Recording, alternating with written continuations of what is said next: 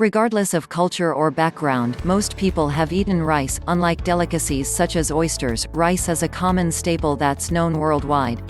Some consider it an important side dish in a nightly meal. Master chefs, or grandmothers, can take these little morsels and add just the right ingredients to make it melt in your mouth. Yet many Americans are consuming way too much rice.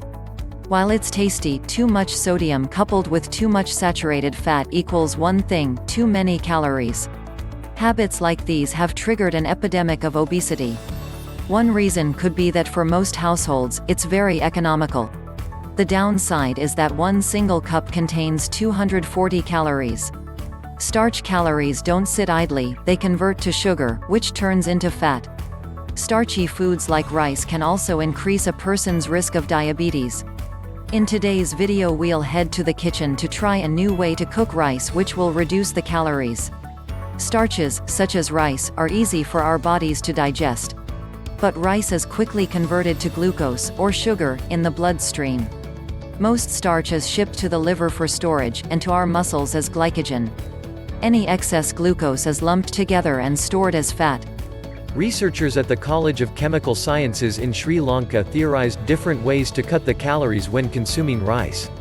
After some experiments, they discovered how to make the bloodstream more resistant to starch and sugar absorption.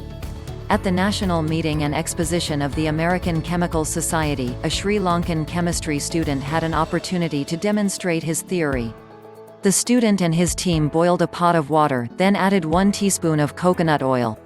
Then they poured in 1/2 cup of dry rice and cooked it for 40 minutes.